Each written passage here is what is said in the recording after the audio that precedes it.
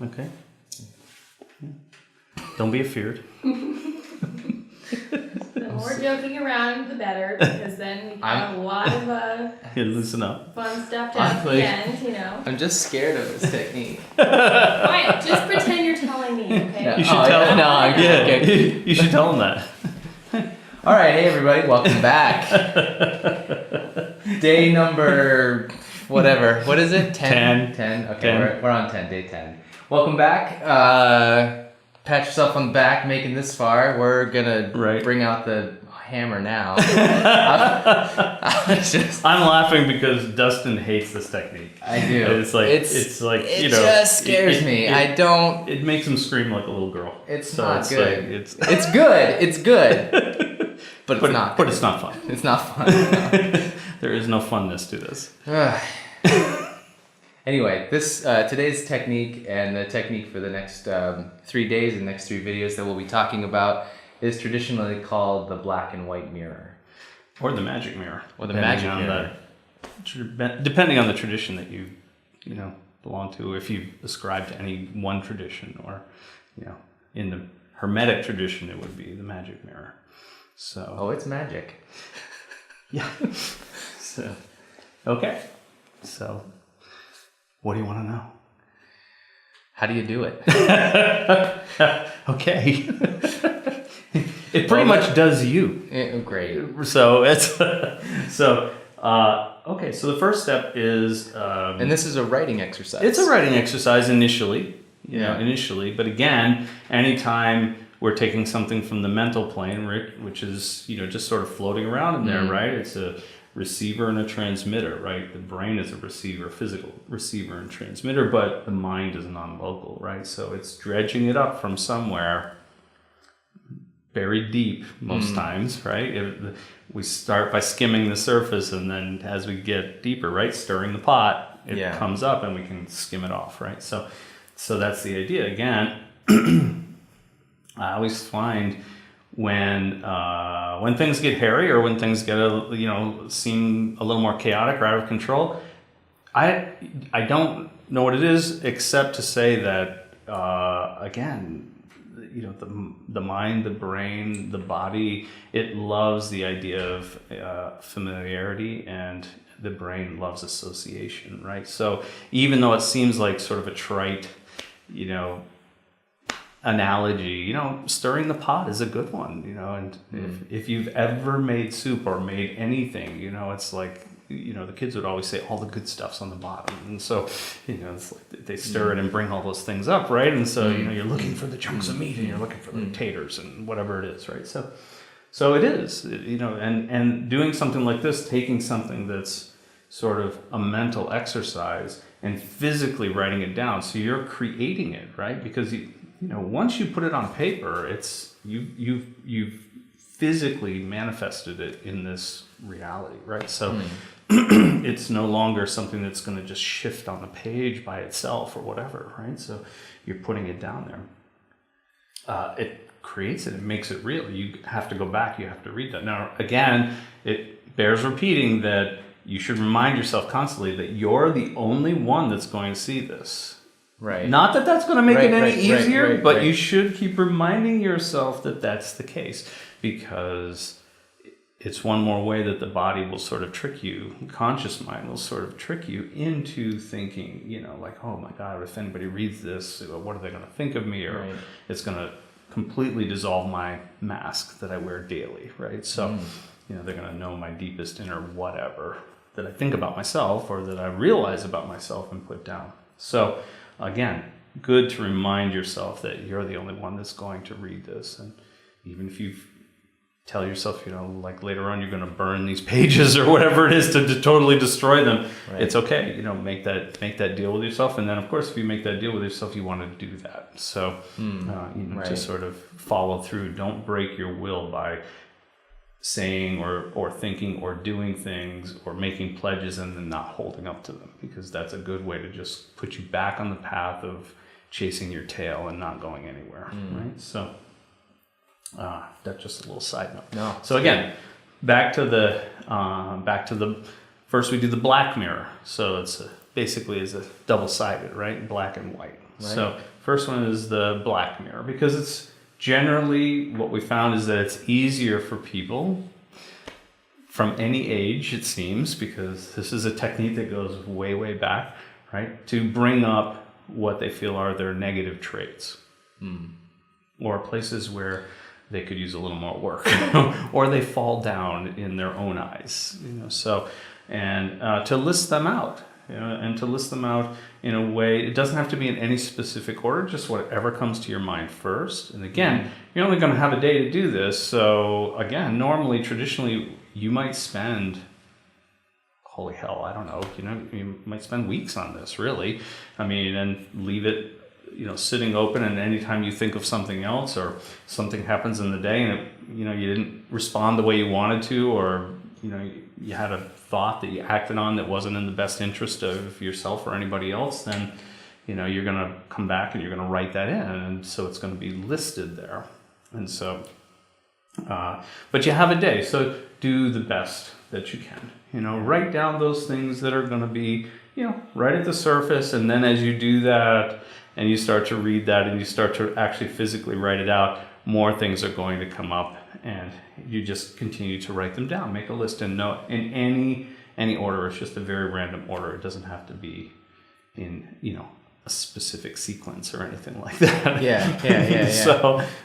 So you can see why I'm not a fan. Basically, get a piece of paper and start listing things that you think are weaknesses or negative traits or behaviors, or sure. How far do you tend to go with it?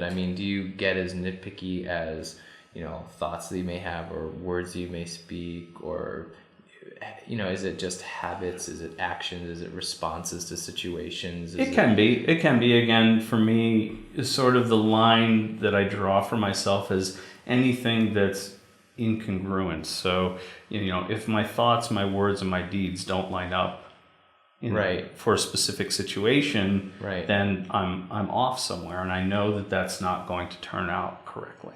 That's not going to turn out the way that I want. I'm not going to get the result that I'm looking for from that situation.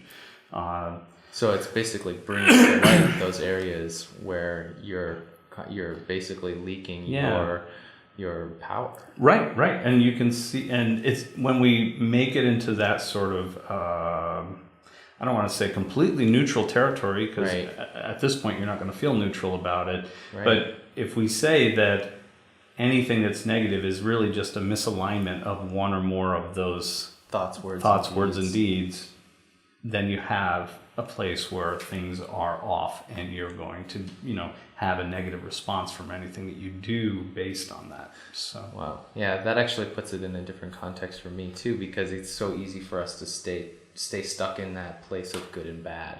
Right. But if it's just, this is going to produce what I want, this is not going to produce, or this is going to produce things I don't want, then it makes it a little bit less, Right. No. And obviously, to a certain degree or another, if it's something so minor, minor things can become major things if they're taken out too far, and and we can take the situation too far as well, right? Where if it's some little incongruency and you're not going to hurt Aunt Tilly's feelings for, Oh, right. Yeah, not telling that her dessert or whatever. Right, exactly. Yes, we know that to be true, but we're not going to say it because she's not going to be alive that long. So, it's like, why hurt her feelings for no reason? Right. So, we can take it out, and people could make an argument for the other side of it, but I think, we have to sort of look at these things and say, it isn't that crucial in those little tiny things. There are places where there's a bit of wiggle room, in order to just, we don't want to pare away every relationship that we have by just having a complete stream of consciousness out with no filter, right? So, and there is, does it do harm or good in the end? Is it promoting peace in your family or not? Right. Yeah. If you're going to stew about your decision to say that or not say that over any length of time, then obviously you didn't do the right thing. Right. You didn't take the right action. That's a really great indicator of whether something's incongruent or congruent is Right. how you feel about it afterward. Right. A lot of people say they're good with it, but then they just keep bringing it back up, whether they voice that or it's just circulating in their head. Right. You know, it's when he says that, I'm going to say this, and I'm going to, it becomes this circular thinking that brings up these, stressful emotions, and, and that's bleeding off your energy. Those things are really damaging you over a period of time. So it's a great indicator to know, is it something I can just dismiss and I just forget about it, I don't even think about it again. It's a good indicator that wasn't completely honest, if we want to count it that way, but it's no harm no foul, really. It doesn't affect the rest of what I do, as long as the conditions in my life that are important to me are congruent in the way that I think about them, the way I express them, and the way that I act on them. So it's just a way of taking these things that kind of just run circles in our heads and solidifying them so that we can look at them a little bit more objectively and cleanly. It's, I think you would agree that it's much harder to hit a moving target than something that's stationary. Right? So, any marksman will tell you that, right? So it's like any hunter will tell you that. So, anybody going from slow pitch softball to fast pitch Major League Baseball will tell you that, right? So in all of those situations, it's much, much more difficult to hit a moving target. And if it's dodging and weaving, and it's just in your head and it never comes out of your head, and you're sort of making excuses for it, and then you forget about it, and it's hiding until it pops out again. And when you solidify it and put it down, you're fixing it. So again, we come back to that idea of binding something. You're binding it by making it fixed. You're binding it by putting it under some semblance of control, by identifying it and being able to isolate it. Right. That's the idea. So we list those. That's the big thing, right? So the big part of this, it is simple, but it's not easy. Again, and it is one of those things that will make people wiggle and be uncomfortable for sure. And I think another good question is, how much detail are you going into on each one of these traits or behaviors or actions or whatever that you feel incongruent on? I mean, I think it really depends on each person. I mean, I would start with a cursory list. Start from the simple, chunk it down, right? The way to stymie yourself, or for your body mind to put the brakes on, is to make you think that you have to write a confessional dissertation on every fault you have. Right. That will put the brakes on the you'll never get started. You'll be looking at a blank page with horror for forever. That's an awful idea. So oh god, yeah. So you don't. No, start from the smallest thing. Just put it down, whatever it is. It's like conceited, stingy, greedy, whatever comes into your head. It doesn't matter. Spiteful, vengeful. Road rage. Sure. I mean, it doesn't have to be those general terms, but it can be those more specific things, right? Like normally I'm a good guy, but traffic makes me crazy, and people that do dumb things in a car, they accelerate that and make me blow a gasket. So, that can be that. Sure, absolutely. That would be, an extreme case of it, but that's the idea, is like we want to bring those things out, And is that apparent anywhere else? Is that just smoldering under the surface? The idea is to, again, identify them, because once I see them, right, I see you. That technique of, catching that glimpse of, I don't want to say temptation, because that sort of puts it in that quasi-religious type of idea, but the idea is that in a way it's just here's a little something, can I distract you with this? It's a distraction, right? It's from your core, from your goal, because anything that you feel you're not living up to, anything that you feel is a fault, is something that you're going to feel unworthy about getting something that you want. Right. I don't deserve getting what I want because I have road rage. Right. You want to eliminate all of those things as much as possible. So starting with this short list, it just, or long list again, right. It once you start going with it, it becomes the most horrible exercise you've ever done to one that you really want to go back to and really start to isolate because you're eliminating. Because those are the things that are throwing the breakers on the things that you're trying to create. Exactly. The things that you're trying to manifest, the experiences that you're trying to have. Those are those little things that are... That in the subconscious, they're not congruent. They're tripping the breaker. That's right. And it's not letting that flow come through. Right. So because somewhere in your subconscious, you're not good with that. Right. Yeah. So it's just identifying those areas that are keeping you from your goal. Right. And then we find a way to discharge that or neutralize that opposition. That's the idea. So, which is coming up. Not only coming up, but that is another topic that can just go on to a very vast range. Yeah. Yes. There is no one pure technique. There are many techniques to do that. And each one has its strengths and weaknesses, and those strengths and weaknesses are only indicated by the person doing them. That they're either going to be congruent with doing that exercise or not, or one's going to match their personality better. I mean, right. Once you find something that fits you, right. Oh my God, then it works. Then it works fantastic, right? Right. But if it's something that's just so odd that you can't be comfortable doing it or whatever, it doesn't serve any purpose really. Mm-hmm. So you want to be anything that you're trying to dissipate or create, you want to have a technique that's going to match your personality and your tendency, or in a way that you're becoming. You want to put it in that place, so, and using that to sort of enhance your own the being that you're moving into.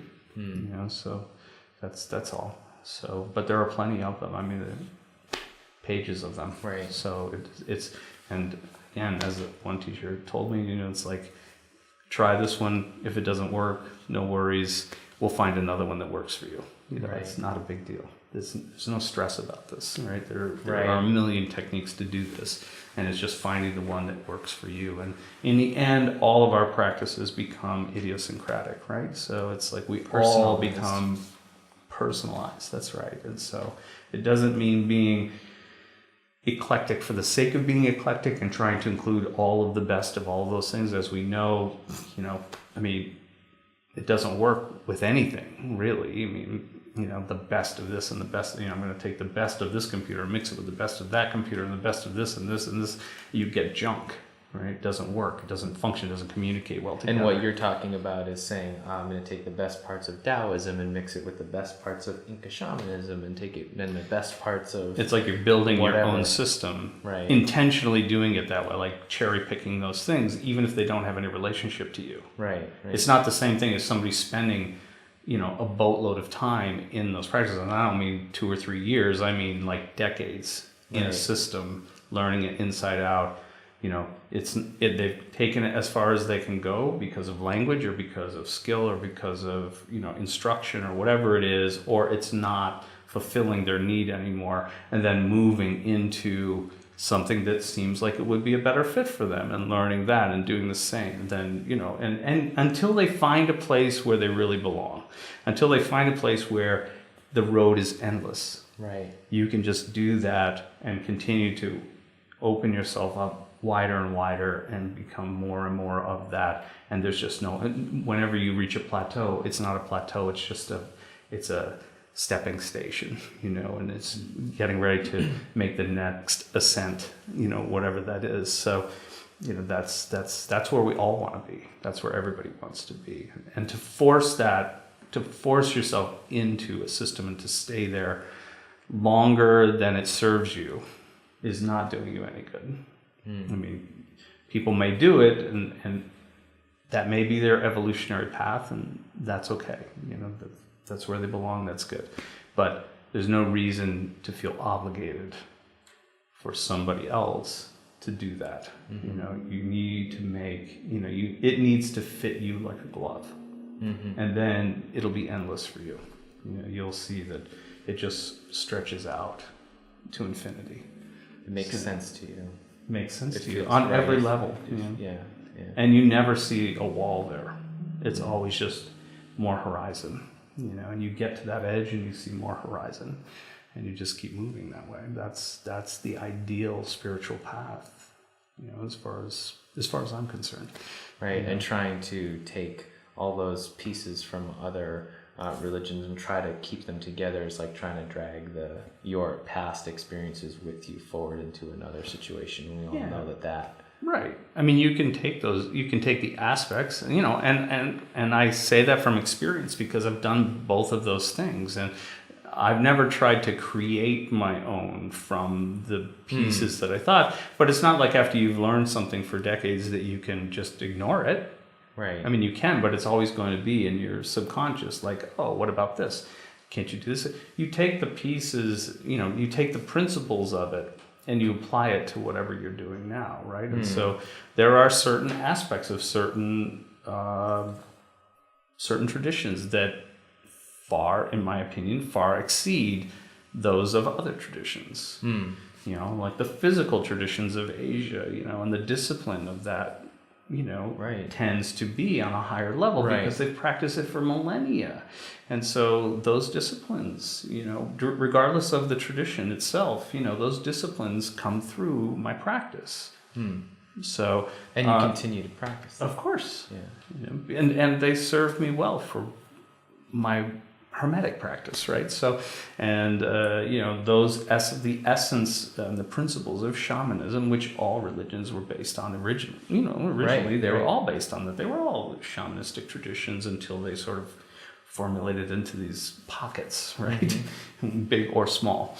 And so, the principles of that, are, I can't, take them out of my mind. I mean, it's not like I'm trying to create a new system, but I can't take the principles that are sound in that, and they don't conflict with the other things that I know. Of course, I mean, there are certain things, with nature, of course, it doesn't get better than that, as far as having a close relationship in nature, shamanistic practice is really, at the epitome of that, So it's more just about not being stuck and not being attached to. Yeah. Again, in Hermeticism, we use what works. We don't follow a dogma per se. We use what works. That's the only thing that matters. And we run the experiments to find out what works. Right. Exactly. And so in order to do that, again, we have to want to attain a certain goal. Right. We have a want for everything that we do.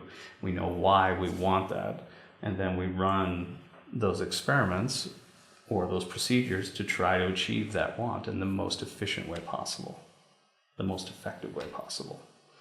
So that's it. But we don't strictly adhere to any one dogma per se, other than if it works, it's good for me. Right. But it may not be for anyone else, and that's okay. It's really okay. You're not trying to make everybody think that this is the only way that it can be done, and you have the way. It's like, no, it's not about that. Teach the principles, and they will.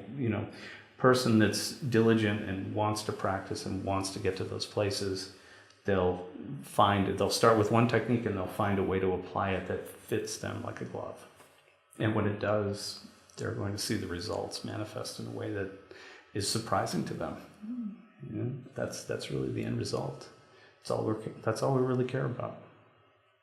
So yeah, little divergence again off the path, but it's what we do. It's what we do. Really, this is what I do. So we'll come together. It's your job to reel me back in.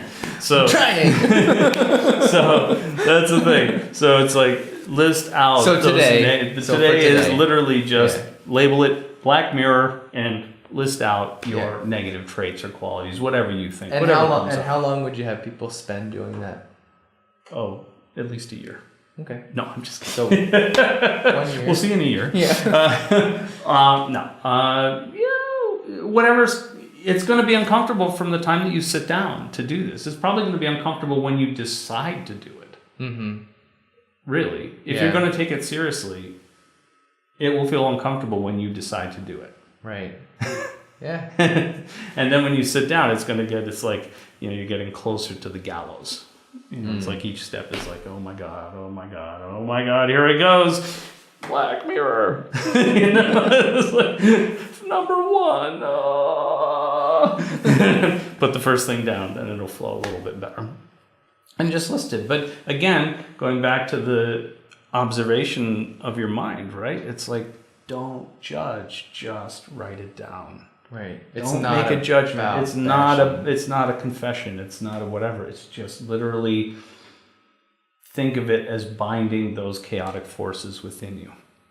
That's all it is. You're getting them you're seeing them as they're fleeting and going by, and you're able to reach out and grasp them and fix them on a page. And that binds them to the physical, so I can identify them and then have some practice to do something with them, to make them into what you need. They are great for the juice, but they need to be contained, right? You light gasoline and it just burns, right? It's like you put it in a piston and it creates energy and power for your car to move, right? So, but just left on its own, it's a wildfire, right? It's just chaos. So, that's where it is now. We want to put it in a containment. So this is the first step in doing that, so you can utilize it, because it is a lot of energy. I mean, most people don't go, oh, road rage. Right. So you're just saying those aspects of you are huge sources of energy. Huge. But again, they're not available to us until we... Or not in a controlled way. Right. They're available, but they come out in horrible, chaotic bursts a lot of times. Or, we don't think what we're saying. So again, even writing these things out is not about necessarily suppression. It's not a condemnation or a suppression. It's really about a fixing, so that binding them here so that you can identify them clearly. And then you'll know what to do with them after that, which we're going to go through. Awesome. All right. Have fun with it. Yeah. Sort of. We'll see you guys tomorrow.